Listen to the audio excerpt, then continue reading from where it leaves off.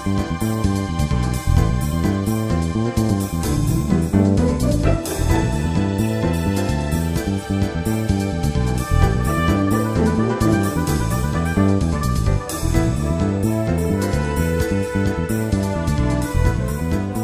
evening, friends.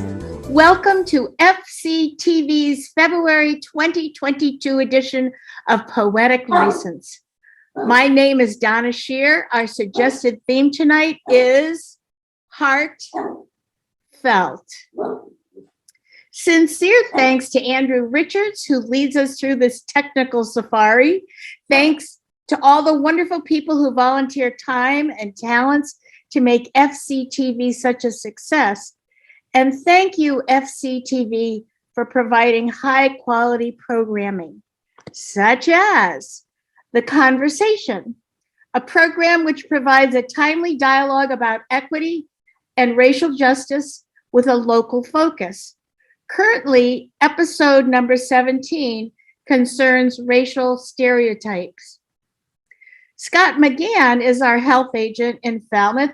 He updates us every Friday night on FCTV about COVID-19 and what's going on. Falmouth in Focus is filled with local people and happenings in the town. Some high interest pieces are about volunteering for Big Brother, Big Sister right now.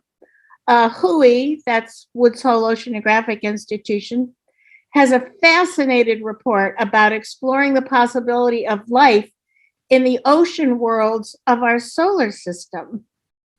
And as a former teacher, I was enchanted by the review of a collaboration between Falmouth High School's AP art class and literacy classes with a visit to the Isabella Stewart Gardner Museum in Boston.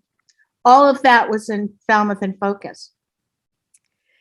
FCTV is holding its annual membership drive between now and March 31st. And when you refer a member, and upon paid and accepted membership application, you can win one of the following. If you bring in one new FCTV member, you get an FCTV shopping bag. Whoop, whoop.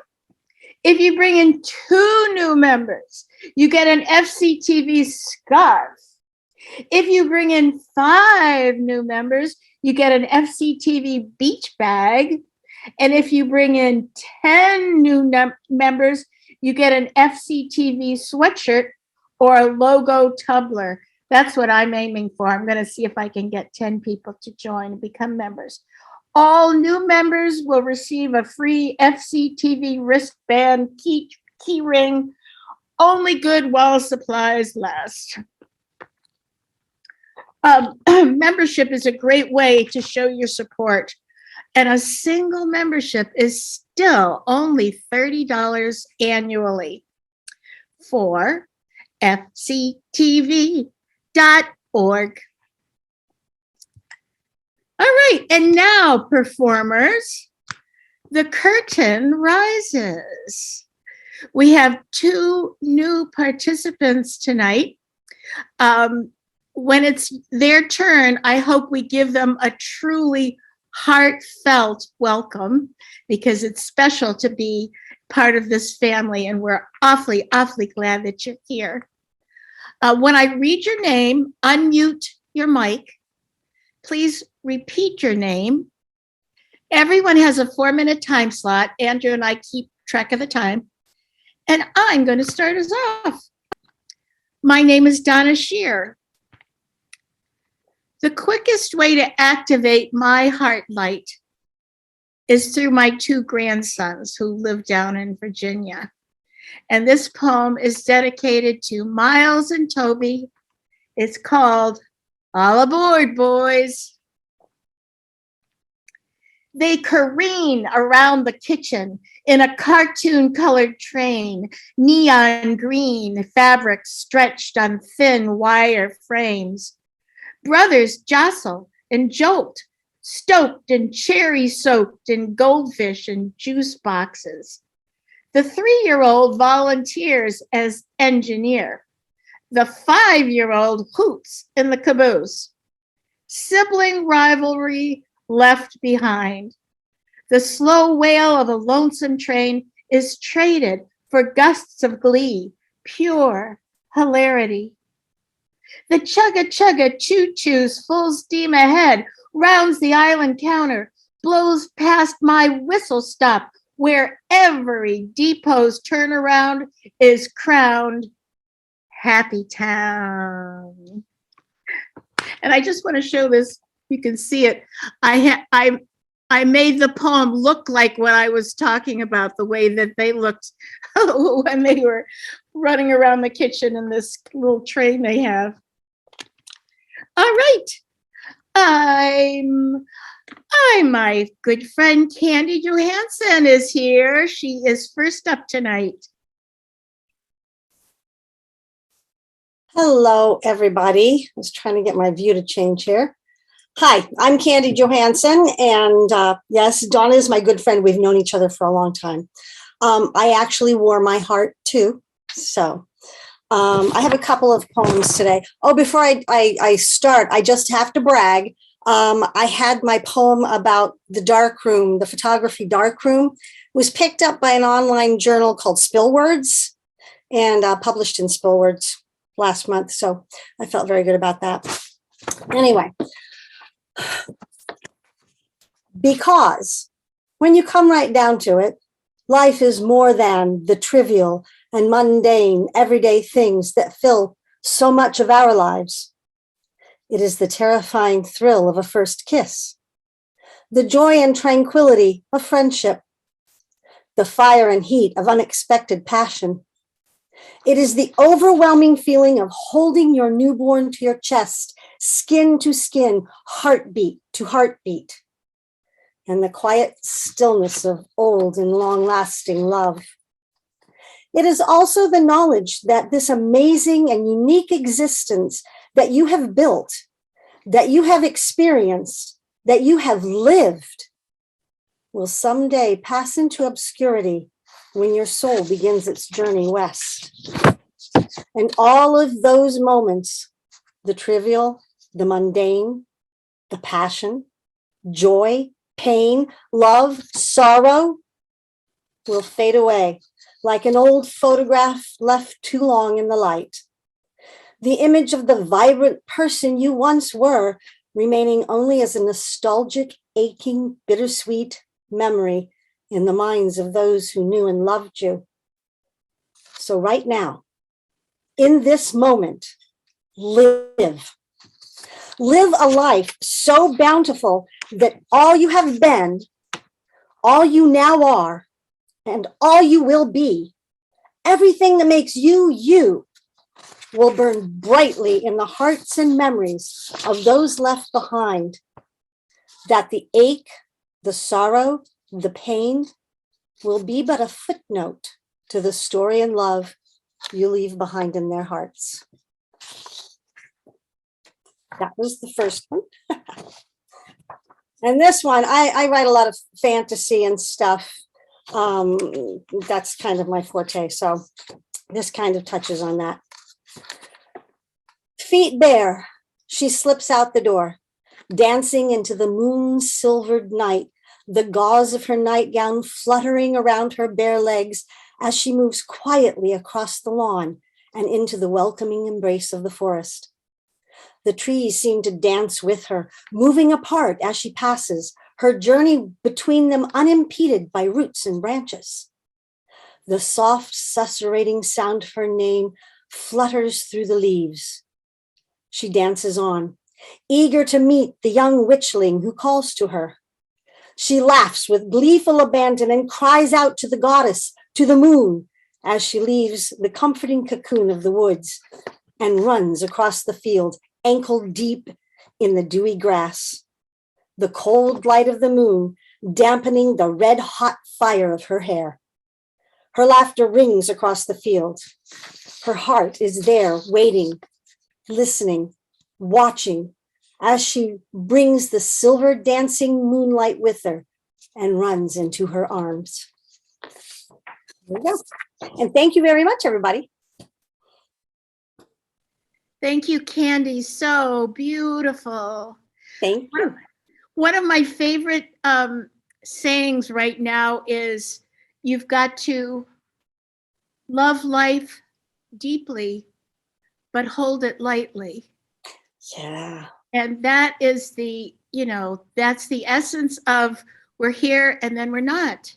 And so you're absolutely right. We have to enjoy it while we're here. Thank you so, so, so, so much. Thank you, Candy. Oh, special welcome to Clarise. Yay! Clarise Brooks is a newbie tonight, and we are so happy to welcome you, my friend. Oh, thank you so much. I feel the warmth and the welcome, and I really appreciate it. It's a pleasure to be here. So, as said, my name is Clarise Brooks, and I'm very excited. I have a book that's coming out actually next week. It's available wherever books are sold. The title is Excuse Me While I Live My Life, and it is a book of poetry. You'll also see it featured in this month's Hey Rhody magazine, which is the Rhode Island magazine that's available in many areas. So it's a pleasure to be here. Thank you so much. I love the theme of the evening, heartfelt. It's always hard to know what to read. And as soon as I saw the theme, I said, okay, I think I know which one to do. So the first that I'm going to read is called My Past is Not Untouched. And many people often have a difficulty with how to give a heartfelt apology and how to give heartfelt forgiveness. And this poem is about that. My past is not untouched. You made an error that impacted me. I feel quite cross with you. Though my first thought is to seek revenge, I know first what I must do. I have first to revisit my own life, filled with its own travails. Moments when I meant to do well, but instead fell short and failed. Moments when I did not mean harm, but still I inflicted pain. You see, my past is not untouched, for it bears its own faults and stains. And once done with my own reflection, ready to embrace our difficult talk, I am able to come from a place of someone who has walked your walk. For I know the seat where you now sit, because it is a place where I once lived. It is for this reason I can truly say, I understand and I forgive. My past is not untouched. Thank you. The second is, I put a lot of meaning into words, and I'm sure that everyone here does. And I often think about what words can help us when we need to be helped. So the title of this poem is Send Me the Words of Peace. I have heard it said that words can start a war. Words said within steps of you can wound someone afar. They can send young soldiers off to war to be totally devoured. They can ruin what is most sacred in this world of ours. Words, just simple letters intertwined, that can hold tremendous meaning when combined. They have invincible power when written upon the lines and can freeze us in our tracks when blared across headlines. But is it possible that words can take us to a different place? One where humanity will not be displaced? A place where animosity can finally be replaced? Somewhere where our differences can finally be embraced? Can we somehow create a time with one another where there's finally no more harm to our sisters and our brothers? A time with no more broken fathers and no more crying mothers.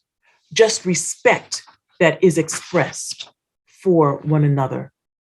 Send me the words to soothe our souls that will conjure peace for young and old.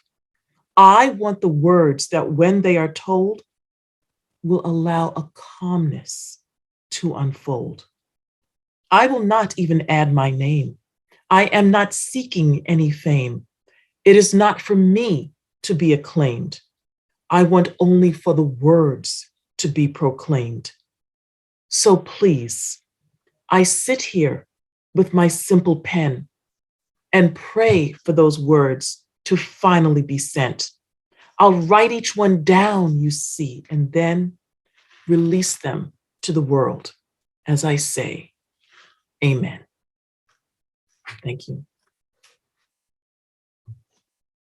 Oh, Clarice, thank you so much. Two beautiful poems. And I love your themes, forgiveness and peace.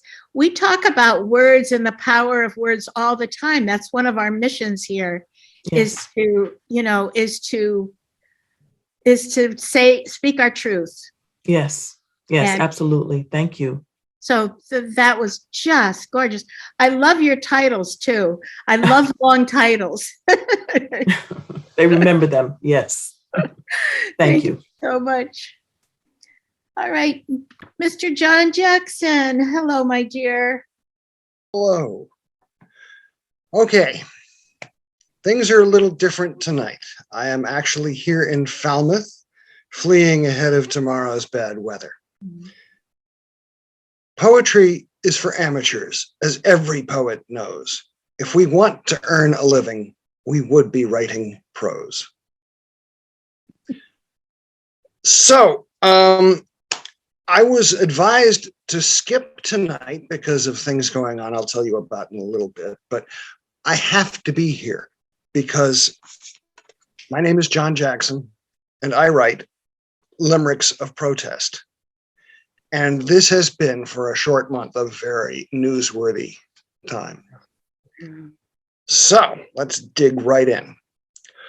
Art Spiegelman's masterpiece, Mouse, won't be read in a Tennessee house. It's claimed the community can't handle the nudity when they really mean Juden raus.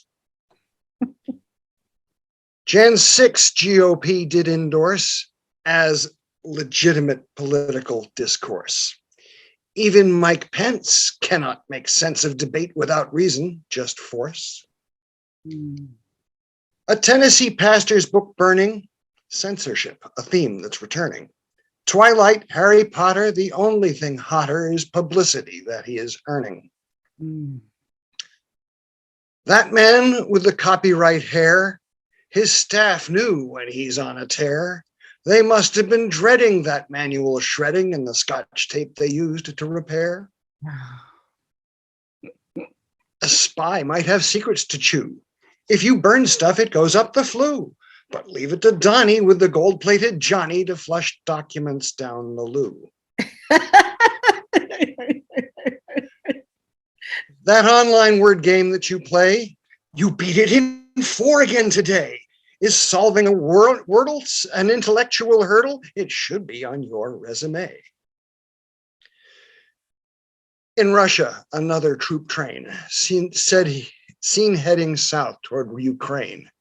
What instigation will spark an invasion? I'm certain Moscow will explain. Amazing is the power of no. Something by now you should know. You hear, let's go, Brandon. It is my understanding it's not Brandon, and they're not letting go.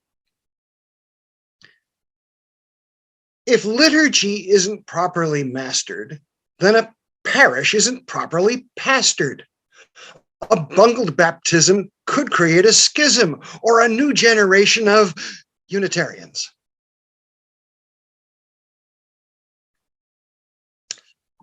Land war in Europe again. As Russia moves into Ukraine. Offstage, Trump did his part, calling Vlad Putin smart, and all we have done is complain. Okay, on the occasion of my friend Joe making French toast with Pop-Tarts. En français, ça s'appelle du pain perdu. That's lost bread to me and to you. But Joe is so smart, an egg-dipped Pop-Tart, a lost art. I hope that is true. So, complete change of gears. Heartfelt. My mother-in-law, Cynthia Patterson Hill. She painted those lovely poppies, and she's been with us since the start of COVID. Ms. Cynthia Patterson Hill, Mom to wife Ellen and Martha and Bill. I'm not yet quite crying. She's downstairs a-dying. I've loved her and I always will. Thank you.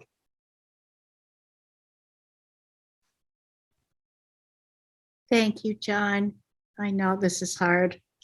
Yeah, I apologize to my friends. I do have to duck out and do a little, take care of the caretaker. Go see my wife for a while. Yeah. Well, a short story, if I may, and if it runs too long, Andrew can cut it out later. I was on a internet forum about 20 some odd years ago when I first started writing limericks of protest by that name. And I had a discussion group that was all in limericks or doggerel.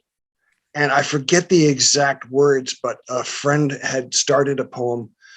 My father is dying, she said. And she went on to describe her father's death in limerick form. And it both broke my heart and astonished me. So that's part of how I ended up with limericks of protest to this day. But on this internet forum, I one time invited all of my friends to send my mother-in-law a package of Twinkies. She got about 20 Twinkies or whatever they had, wherever they were, that was like a Twinkie from all over the world. So that's the connection way back to the origins of limerick of protest and how much I truly love my mother-in-law. well, God bless. Thank you. All right. We have another newbie now. This is Jerry Reid, and he has his guitar, and he's gonna give us some music now.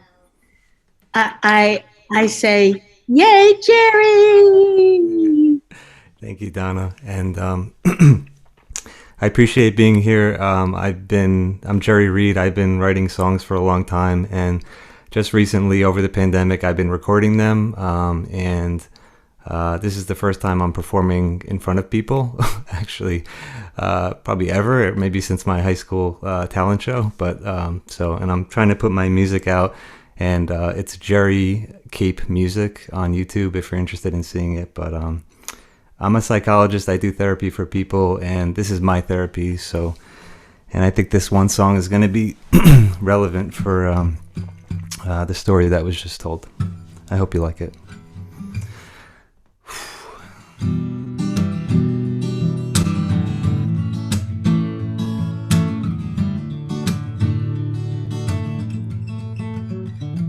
Is it true? 'Cause it's hard to believe it. A life with you, now it means something different. We'll see you in photographs, we'll see you in memories, we'll feel you in every laugh.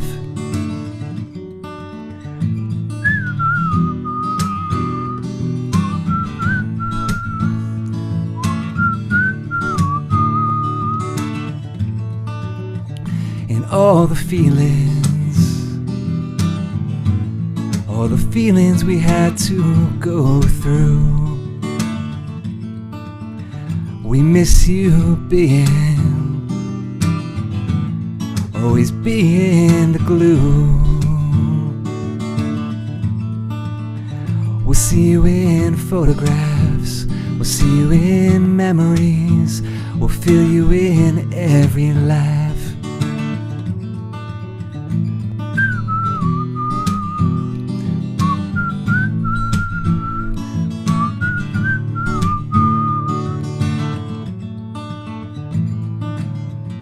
You've built bridges to help others, and now in heaven there's no struggle.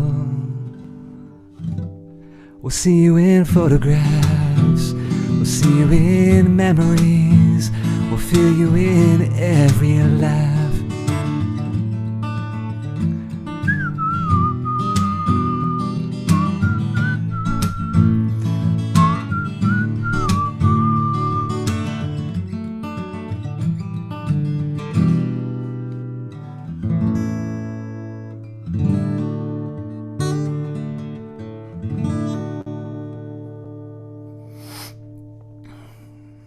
Yay. So that was the song I wrote for someone very important to me who passed away last year. That was so beautiful. You know, you first of all, you're brave to whistle. I'm serious about that. And you have this haunting, unique voice. Thank you. It's just wonderful. I mean, it's memorable. So Oh, I hope thank you continue to do what you're doing because man, oh man, you're on the right track. Oh, thank you so much. I appreciate it. This means a lot to me to be able to put this out there, and I hope somebody likes it. At least one person. I'd say, wait, I don't have enough fingers, do I? I don't know. Yes. Thank you, Jerry. Can you give us the name, the link that you said before? Yeah, so if you just do a search on YouTube or just do a Google search for Jerry Cape Music, it's Jerry with a J, Jerry Cape Music. And I just started to put out my songs. My first album's out there, and I've always imagined somebody else singing these songs because I have no musical training, and this is just me giving my best shot. Maybe someone will pick it up and turn it into something professional, but this is my therapy, so either way, I enjoy doing this. Nicely done. Thank you. Nice. Appreciate it. All right, let's see. Christina Laurie, there you are, my friend.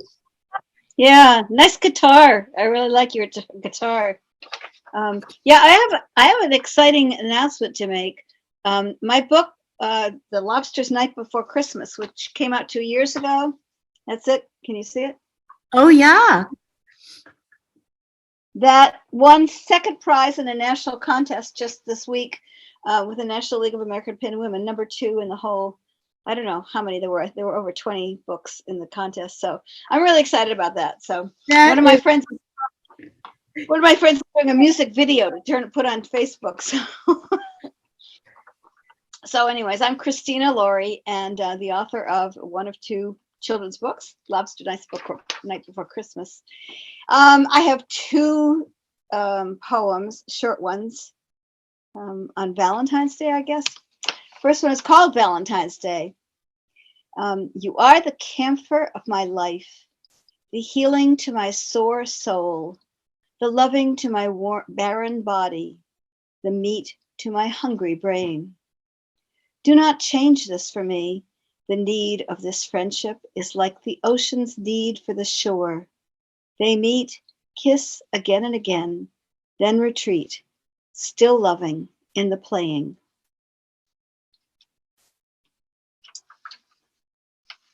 Thank you. The second one is called A Love Poem. Who am I when your face opens to me? The flecks of your brown eyes like gold dust in the miner's pan send tacit messages to my heart. You say little, though. Your eyes speak stanzas of unaltered poems, separately from afar. Across deserts and oases, from rain-soaked streets to snow-bearing mountains, your frown of disapproval stings my heart. Thank you. Thanks. So awesome. Beautiful. I wrote it down. I liked it so much. Like gold dust in the miner's pan. That was such a visceral, vivid image. Awesome. A love poem. Filled my heart up. Thank you, Christina. All right, Patricia Austin. I think I've unmuted. Okay. I'm Patricia Austin.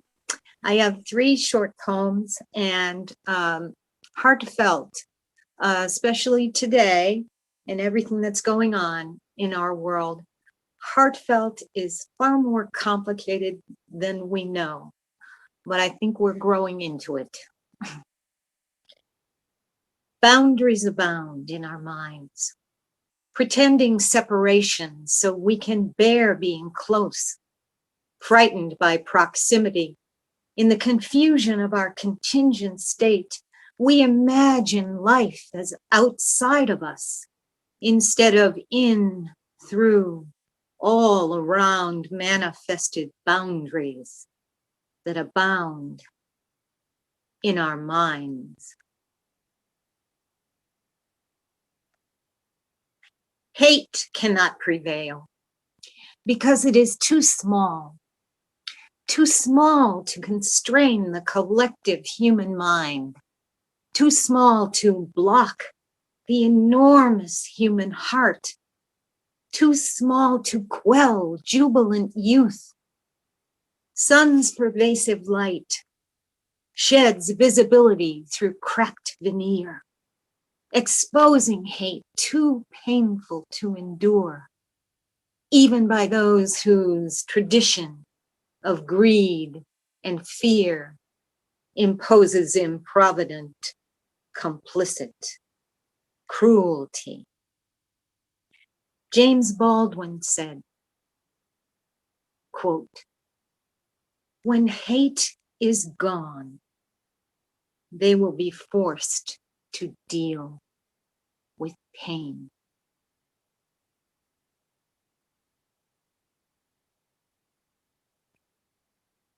The arch spans time as we know it, starting in a moment within a shivering century, peaking in glory as willful forces and compound events create apparent wholeness, an aggregate that seems invincible, never ending, able to withstand its evolution infinitely. An ever-advancing civilization of all the busyness of man. But arch takes place in time as we know it. Peak must traverse into decline, downward, toward ever-advancing chaos. Convinced connections cannot be broken.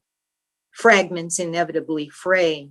Forces out of sync exert divergent, varied strengths, unable to rely upon belief, empowering cohesion.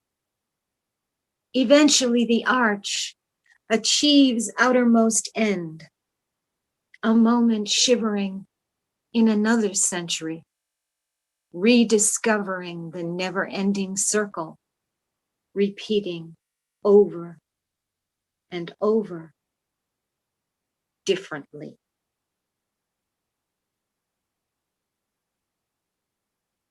Thank you. Thank you, Patricia. As always, gorgeous, gorgeous. The collective human heart. Yep, that's what's going to save us. The collective human heart, the collective human desire for all the good things, peace, and so on. Just, you got it right, sweetie. Thank you, Donna. Let us pray for those, all of us and everybody who suddenly finds we are truly at war. We just haven't known we have been, but it seems like life is always that way. Mm-hmm. So, yep, on my knees. Let's see. Oh, Sue Carlson. Sue Carlson, hello, and you have something unique there. today. Well, I always have to fiddle around with something different. So first, I just wanted to show that I'm wearing my heart necklace too, Yay! and what I'm about to do started as a poem, and it turned into a song, and it's sort of like a slideshow with the song, which I guess is my first music video. But I'm also kind of a novice at all this, including the singing part. So bear with me on that, but it's heartfelt. So that's what matters. I'm just going to do a screen share now and share it with all of you.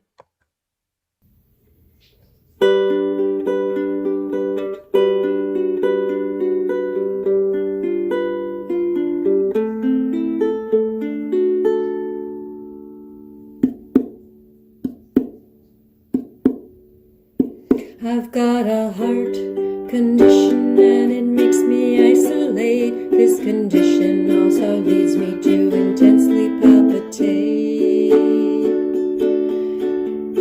And so I feel very deeply energy that all surrounds. It's the rhythm for my song and the source of all the sound. It's a heart condition, unconditionally heart finds us where we are and helps us do our part. It's a heart condition. It's a heart condition. It's a heart condition.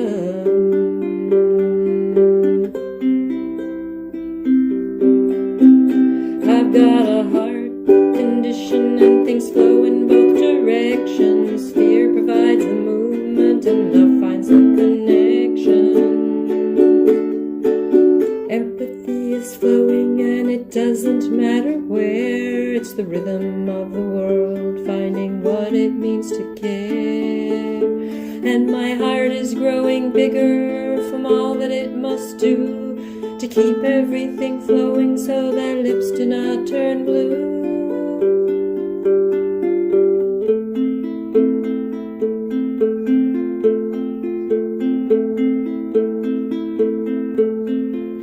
We've got a heart condition and it brings us to our knees and causes us to rise and dance as freely as we please. And it loves us when we falter and it holds us when we freeze. It carries with resilience every walk through times as these.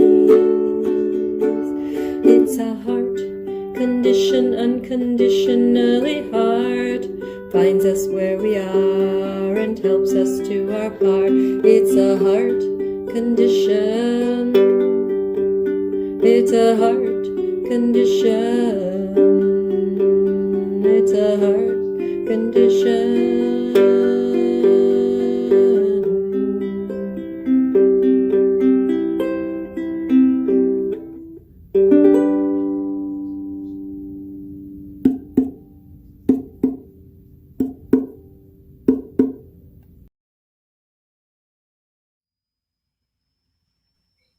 Yay. Oh, Sue, that was awesome. Oh, I'm glad you liked it. Oh my gosh. I collect hearts too. And I wish I could slow that down so I could see everything that you put in there. It's just chock full Well, of you'll just have to go on FCTV's website later and Yes, watch this all over again. You can slow it down and speed it up as much as you want. You are absolutely right. And I saw that, you know how when you learn a new word, all of a sudden you see that new word everywhere you look. It's like, wait a minute, was it always there? You know, or am I just noticing it because now I know it or whatever? Well, that's the way it is with hearts. I have so many hearts because I keep my eyes open and they're everywhere. They're absolutely everywhere. One of the slides in there is, or that's old fashioned, it's not a slide, but whatever. But one of the images in there is a book by Sandra Madden called, oh, now I forgot the name, but you can go on the FCT website and watch this and find out. But it's her whole book is about hearts found out in the world where you least expect them. So it's very similar to what I did with the slideshow. Very, very cool. Thank you so much. So perfect. I also noticed a Hafiz quote in there. I want to go back and see that too. Oh, I love that quote. Yeah. All right. Oh my gosh, what a great night. Rosemary Moeller, you are here, my friend. I'm so glad you're back again this month. Hi, I am so glad I'm back again because I got to enjoy all of this. This is wonderful. I am so thrilled. And to follow you with, I hope, a poem that is somewhat related. One of the things that amazed me about our hearts is that they are being muscles. There is no such thing as cancer of the heart because muscle cells are not regenerative. You get them when you grow, and that's it. You've got them for life. There's no regeneration of new cells. So at least there's also no cancer of the heart. I decided from that point, I wrote a Valentine to my husband called Courage. Oh, by the way, I'm Rosemary Dunn Moeller. And I live here on Cape Cod and I love it. I have kept most of my cardiac cells since rocking in mom's arms to Nat King Cole's voice. Heart cells are loyal, longtime friends like you are. But the skin you first touched is shed. Blood's replaced again and again. Hair has grown long, been cut off, changed to universal white, thinned. Heart cells that jumped when you first kissed me are still here, pumping and playing along with us. Muscle cells packed with Hudson River water went to Niger River water to know you. Then we're filled by Missouri River water. Our heart cells keep working, playing, raising. We've eaten from our garden and the creatures on our farm, all comings and goings like our days and months. Those heart cells that pump joy into our lives as we cuddled our babies have stayed with us. Unlike our children who have grown and gone on elsewhere. I listen to your heart when we fall asleep, cuddled. Same heart for years and years. Same rhythm, same sound. Our hearts are as sure and solid as our love. What better trade could we have given one another than our hard-working hearts? Thank you. And the second poem I'd like to share is definitely a Cape Cod poem because I was on the beach off season and I met a couple, a man about my age and his dog.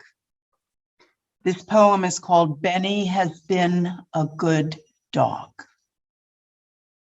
I met Benny and his companion on a beach today, his last beach and day.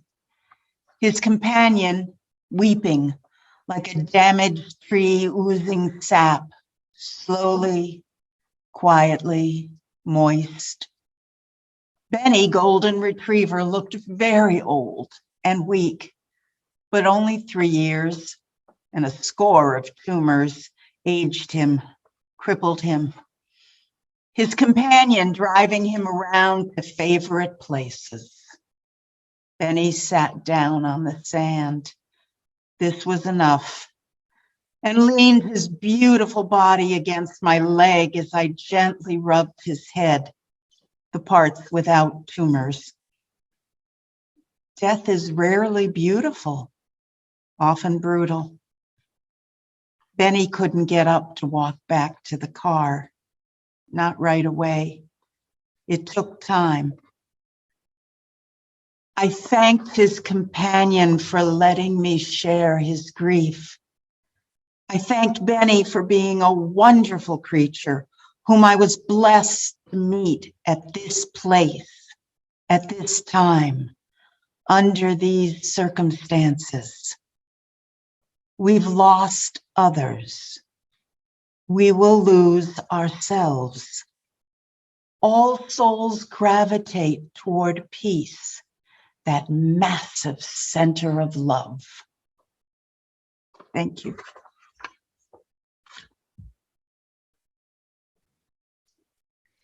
You have a beautiful voice, Rosemary.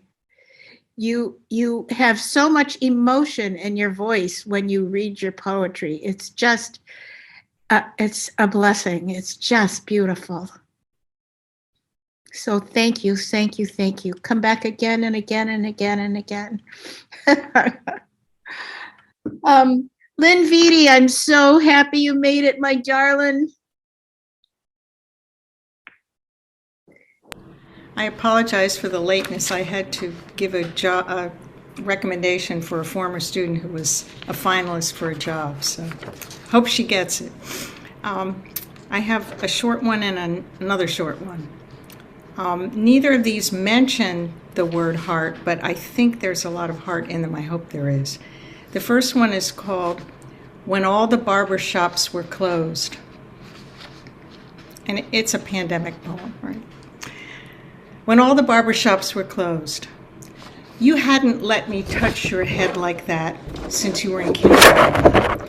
That first year of shutdown, you at last grew tired of trimming your hair with the electric razor. We spread an old sheet on the floor. You held a towel around your shoulders. The afternoon light was perfect. I held the dark locks, snipped off the ends. I loved the feel of your hair, the sound of the scissors, the cuttings dropping onto the sheet. When you got home, you thanked me in a text, but I was the one who owed you thanks. You, who sometimes kept yourself so much apart, had let me get close again, if only for an hour. Okay, the second one is called Dirty Secrets of Summer Help. Out in horse country where the Blue Book people lived, we worked the 4 to midnight in our polyester uniforms, black shoes with thick soles. We came in the back door, punched in with the year-rounders, Millie, Bessie, Queenie, real name Queen Esther. Queenie showed us how to open the wine, offer the cork to the gentleman, pour a splash into the glass for tasting. He won't know beans, Queenie said. He'll act like he does. Just smile. The kitchen smelled of crab cakes and red snapper and stale food, the floor coated with it. Sometimes the waitresses and bussers slid, weighed down by metal trays of food. Lucille called Salad Girl, though she was as old as my mother, tall and slender like my mother, but carried something my mother did not, a deep scar on her right temple. I caught that bullet, Lucille said, but I was all right. She kicked the husband out. Over the years, the place went bankrupt, was revived, went bust again. Queenie went to Bible school, became a minister at the Free Will Baptist Church. The owner lives in Florida now, collects Social Security, sells crab cakes from a food truck.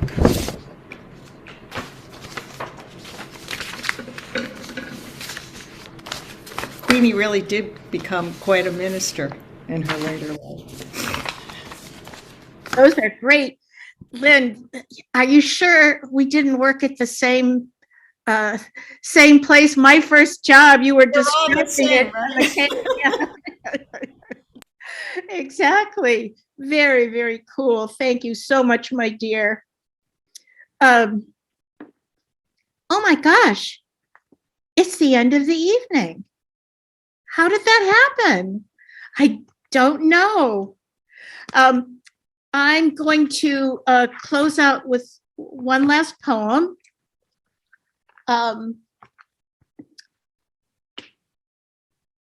Where is grief felt?